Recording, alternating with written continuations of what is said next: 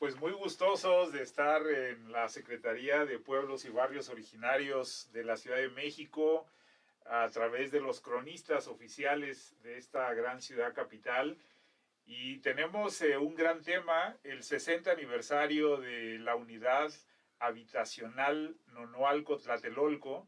Y para conversar profundamente sobre Tlatelolco y sobre este pasado prehispánico tan heroico, tan, como lo llamamos, tan imperial, hemos invitado a un vecino además que es un gran promotor cultural, que pues tiene un currículum académico muy importante, es doctor en antropología, que lo conocimos con una publicación que se llama Vivir en Tlatelolco, una publicación muy singular que solamente se dedicaba a eso, a poder narrar, contar, a poder proyectar a Tlatelolco en su muy intensa actividad vecinal. Y entonces muchas gracias, Miguel Ángel Mares, por estar en este programa.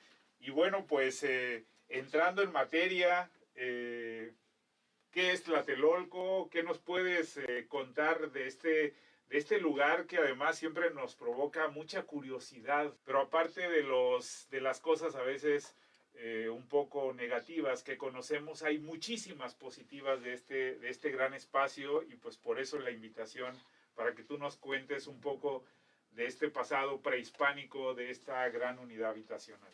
Bueno, para mí es un privilegio estar aquí hablando de un espacio tan emblemático como lo es Tlatelolco, y es interesante porque precisamente estamos dentro de la Secretaría de Pueblos Originarios.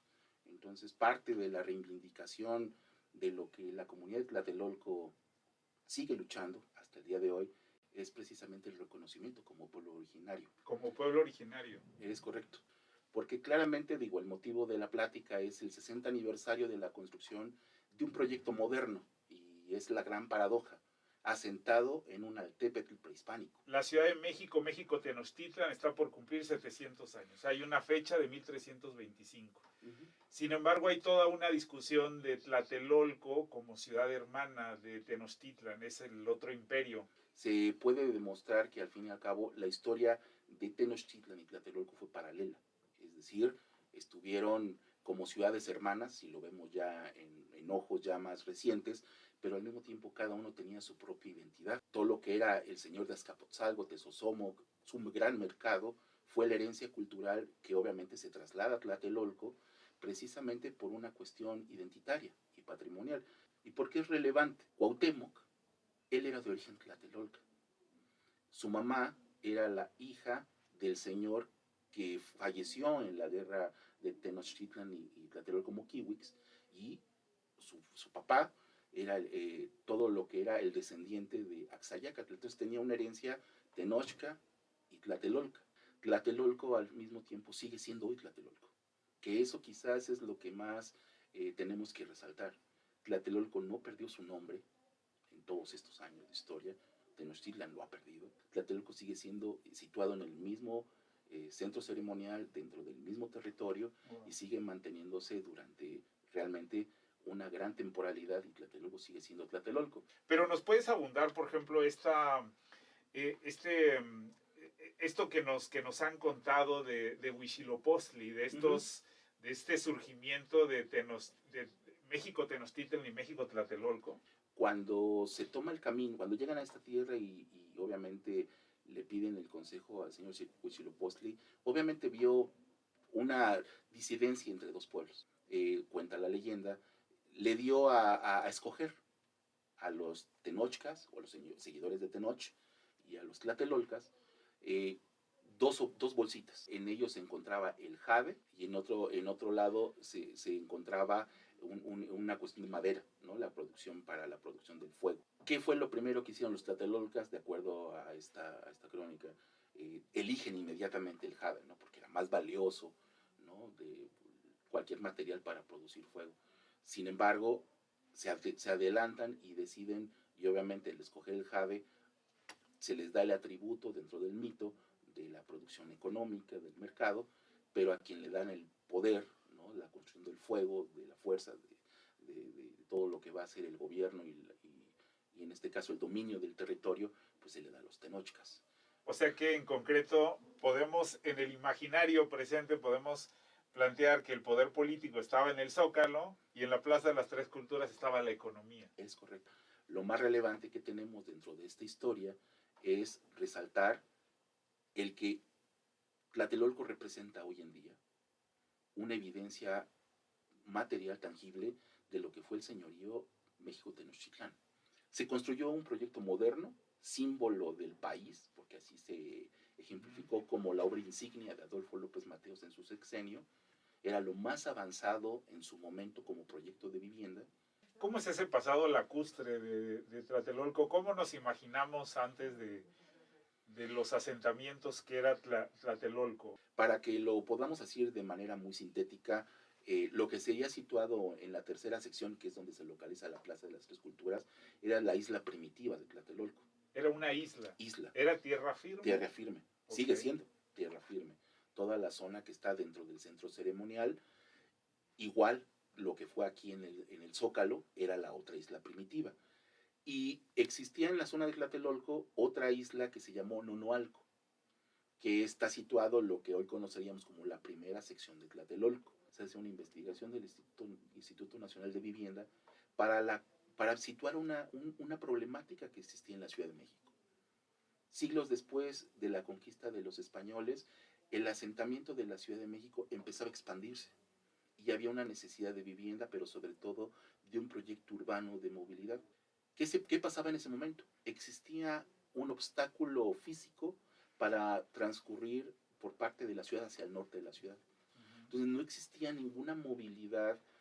Los famosos ejes viales en tiempos de Uruchurtu se crearon en este momento. Por eso alrededor de Tlatelolco están los ejes 1, porque ahí es donde se iniciaron todo lo que posteriormente fue este trazo de movilidad. ¿Hasta dónde llegaría en términos precisamente de esa vinculación lacustre? Okay. Por ejemplo, sí. había chinampas sí, por supuesto. en Tlatelolco, sí, no, alrededor. Claro. Sí, por supuesto. Había zona chinampera, o sea, esta imagen que tenemos de Xochimilco, de la zona chinampera y de los cultivos. Es un modelo mexica. Es un modelo mexica, pero entonces alrededor de Tlatelolco había chinampas. Por supuesto, porque obviamente cuando hablamos de la isla primitiva, preferentemente estamos hablando del centro ceremonial. Ajá. Pero alrededor, obviamente, la mayor proximidad del centro ceremonial estaba todo lo que era la residencia de las autoridades. Pero alrededor de esta isla primitiva es donde a través de las chinampas es donde la gente vivía y obviamente desarrollaba todas sus actividades económicas. Hoy en día ha habido diferentes proyectos, sobre todo de 3D, audiovisuales, digitales, donde se han buscado recreaciones. ¿Cómo llegarías a esa isla? Imagínate que estamos llegando a Tlatelolco en ese mundo prehispánico. Llegas por los canales. Por los canales. Entre las chinampas. Bueno, o sea, un paisaje muy similar a lo que vemos actualmente en Xochimilco. Eran canales. Sí. O sea, las grandes avenidas que ahora conocemos eran canales para llegar a Tlatelolco. Así es. Uno era Vallejo. Ajá. La calzada Vallejo era hacia la dirección de Tenayuca. Ajá. Y en nuestro caso, la otra calzada antigua era Nonoalco, lo que hoy conocemos como Ricardo Flores Magón. Ajá. Esas eran las dos calzadas que obviamente derivaban en Tacuba y en Escapuzalco. ¿Qué había dentro de Tlatelolco? Bueno, lo que tenemos que obviamente entender es que la segunda sección estaba sobre agua, porque no... Sobre agua. Sobre agua. La segunda sección, o sea, esto quiere decir... Entonces, más o menos, en el presente estamos hablando que entre Eje Central y Reforma era esa isla, ¿no? Era más o menos esa configuración de esa isla donde se funda Tlatelolco. Así es. La segunda sección era agua. Y parte de la primera, en una pequeña proporción, también era una isla en el caso de Nonoalco. Por la lagunilla se entraba al gran mercado de Tlatelolco. Porque era una lagunilla, evidentemente era un espacio de agua, en donde las canoas llegaban con todas las mercancías y obviamente hoy en día podemos comprender como un tipo de embarcadero, claro, donde la única forma de trasladar la gran mayoría de todas las mercancías era obviamente a través de las canoas y obviamente de los cargadores, ¿no? Los famosos tamemes que cargaban las mercancías a través de las calzadas. Esto obviamente nos configura de cómo se va construyendo la Ciudad de México. O sea, entonces por eso se le llegó a nombrar la Venecia del Nuevo Mundo. Así es. Cuando llegan los españoles y ven este paisaje, es la Venecia del Nuevo Mundo. Era como Venecia, Tlatelolco. Así es. Una vez a la semana llegaba una población cercana a los 80,000, 100,000 personas para todo lo que era el tema del intercambio de mercancías. Entonces el tránsito... Tremendo. Acuático, el tránsito en canoas era intenso. Ya había una cuestión, un congestionamiento, pero en vez de visualizar un congestionamiento vial, era un congestionamiento sobre el agua, con canoas. Las ciudades vivas en su momento prehispánicas fueron ciudades vivas a posteriori en épocas de la colonia y lo que vemos hoy en día.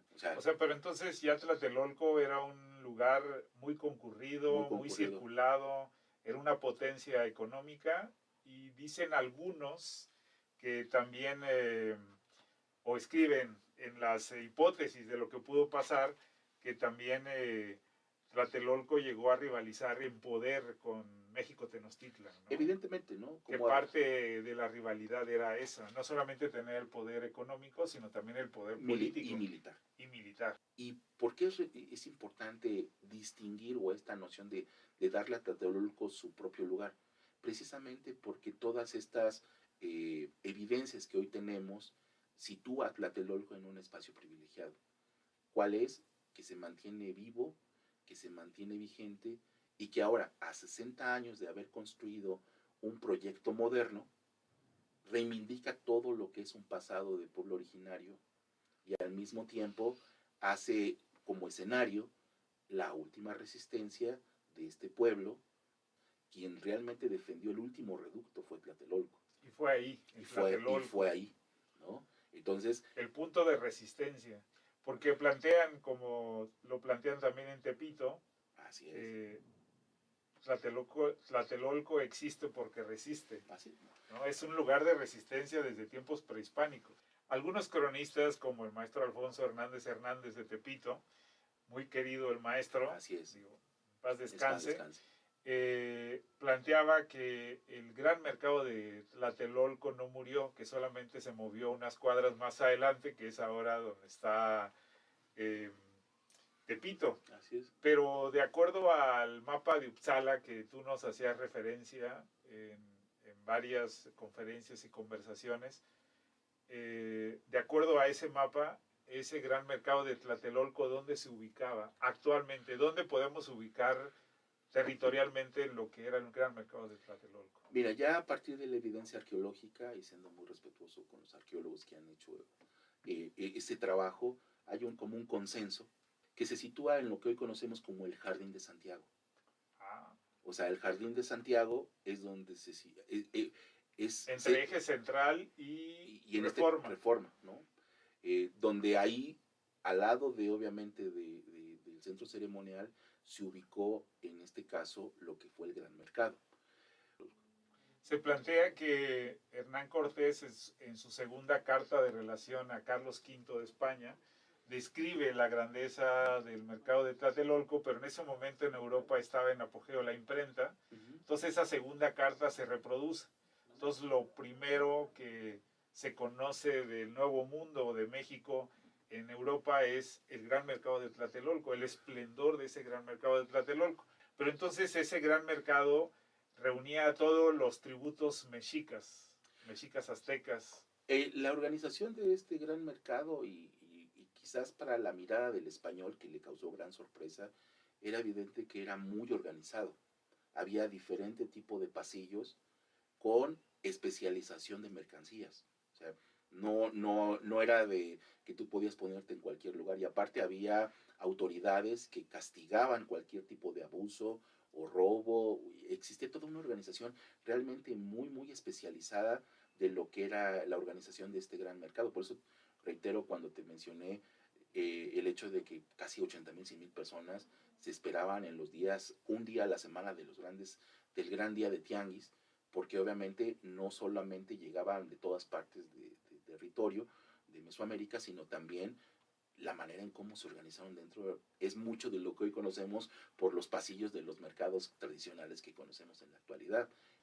Ya hablando de lo que es Tlatelolco hoy, a 60 años de la construcción de este proyecto moderno, es reivindicar primero dos aspectos, considerarla como ciudad patrimonio, Ciudad patrimonio. ciudad patrimonio, porque obviamente ese es, como dicen, desde un aspecto arquitectónico. No tiene esa declaratoria. No. ¿Le correspondería a qué instancia?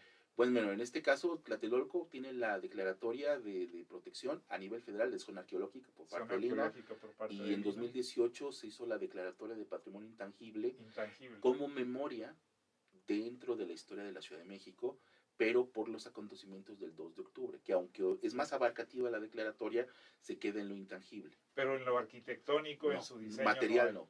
Eso le correspondería a Bellas Artes, Instituto Nacional de Bellas Artes. Al INVAL. Son aspectos que obviamente están en fortalecimiento y que se tienen que hacer, obviamente, en un diálogo con las autoridades, porque al final uno de los grandes potenciales que se tienen dentro de esta capital, y en concreto de Tlatelolco, pues es el potencial turístico, ¿no? Entonces, obviamente muchos de los aspectos y de rama económica, de protección de espacios emblemáticos, sería un gran aliciente, sobre todo para conservar esa historia. Tlatelolco simboliza 3 secciones, pero son 3 momentos históricos. Es la historia de nuestro país. En la primera sección es la independencia, en la segunda sección es la reforma, y en la tercera sección es la república.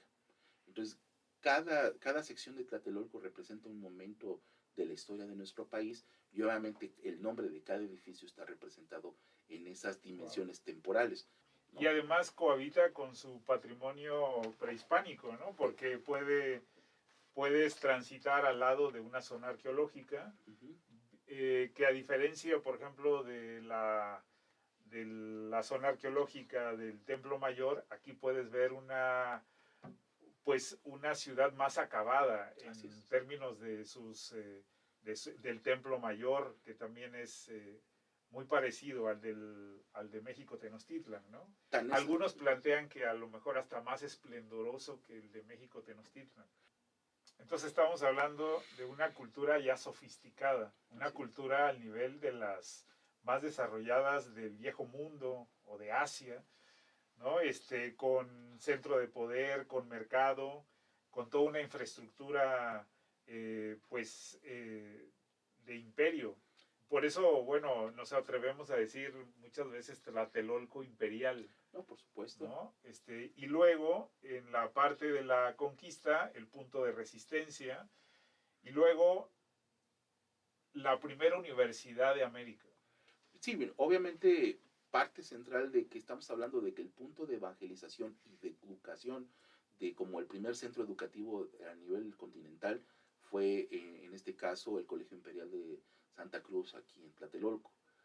Fue la primera universidad, porque lo primero que teníamos que encontrar es, por eso hago esta dualidad entre evangelización y educación. Llegaron los españoles, conquistaron estas tierras, pero ¿qué conquistamos? ¿No? ¿O a quién conquistamos? Entonces, uno de los primeros grandes debates era hacer la cuestión de la conversión hacia el catolicismo por parte de los originales, como ellos lo decían, como se decía coloquialmente en las crónicas, o al mismo tiempo, ¿qué conquistaron? Entonces, lo primero que teníamos que saber era qué le vamos a decir al rey de lo que van a ser las nuevas tierras. Y eso es el motivo principal de la fundación de la escuela, porque la escuela fue precisamente para todos los, en este caso, lo que sería esta como sociedad aristócrata que fue vencida, para que relataran cómo era antes. En esta primera universidad se elaboraron 2 códices muy famosos, ¿no? Para conocer ese mundo prehispánico. ¿Cuáles fueron? Bueno, en este caso es el Códice Florentino, ¿no? Que es la historia de Fray Bernardino de Sahagún, y ahí es, en particular ese es el más relevante, ¿no? ¿Por qué? Porque es la magna obra de Fray Bernardino, en donde obviamente se hace toda una larga historia referente a todo lo que implicaba la sociedad, la flora, la fauna, todos los aspectos de la historia misma, de cómo se fue fundando Tlatelolco, y ahí hay un aspecto relevante. Algo que hiciste ahorita énfasis y que lo quiero resaltar porque es un aspecto muy importante, es que el nivel de complejidad de la sociedad mexica, no estamos hablando exclusivamente de su aspecto social, sino en la manera en cómo configuraron la gran Ciudad de México, tenía que ver con avances que ni siquiera en Europa se tenían en su momento. Y entonces está la construcción de la iglesia de Santiago. Es una iglesia icónica cuando uno va por el eje central en el trolebús o en el transporte público, en el automóvil o caminando, uno ve esa iglesia de Santiago. ¿Esa iglesia es anterior a la Catedral de la Ciudad de México? Por supuesto, es una de las primeras edificaciones que se hicieron en el continente. Bueno, tenemos que recordar que se manda a edificar, en este caso, lo que sería la iglesia de Santiago, muy poco tiempo después de la conquista, pero se hizo primero a través de mano indígena. Entonces, como no se tenía obviamente muchos de los ingenieros españoles en su momento, ni se tenían los materiales adecuados, hay una primera construcción, como pasó en la catedral. La catedral también tuvo una primera construcción a la que conocemos hoy. Las primeras edificaciones, al momento de la conquista, poco tiempo después, pocas décadas, tienen una peculiaridad. Se asentaron encima del templo de donde se hizo la conquista. Entonces, exactamente o casi idéntico, en el mismo lugar en donde estaba el templo, se pone la iglesia, ¿no? Encima. Pero ¿cuál es la característica? Dentro de la cosmogonía mesoamericana existen 4 puntos. Bueno, el punto más importante siempre tiene que ver con el nacimiento del sol, es decir, al este. Entonces, donde está el altar, una parroquia, un templo, una iglesia, que esté orientado su altar al este, es porque en su mayoría o en gran medida está sobre un templo. Pero fíjate, un poquito pensando en las iglesias, o un mucho pensando en las iglesias, el Zócalo tiene su catedral. Las tres culturas tiene una iglesia tan importante, o sea, está el poder terrenal y el poder divino ahí. O sea, tiene la configuración Tlatelolco de ser un centro de poder, porque al mismo tiempo tiene la zona arqueológica y tiene un edificio muy importante, que es el edificio de la Cancillería. Así es. O sea, por mucho tiempo el lugar para presumir en el mundo era Tlatelolco. Así o sea, es. las recepciones de presidentes, de reyes, de los invitados especiales a México eran la Plaza de las Tres Culturas. Por estar esa Cancillería ahí, uno puede ver a estas astas banderas, ¿no? Que tienen también un significado protocolario. O sea, Tlatelolco es un centro de poder, es un centro de orgullo. O sea, más allá de los tintes negativos que no nos vamos a profundizar aquí porque son muy conocidos, tiene cosas muy positivas que se tienen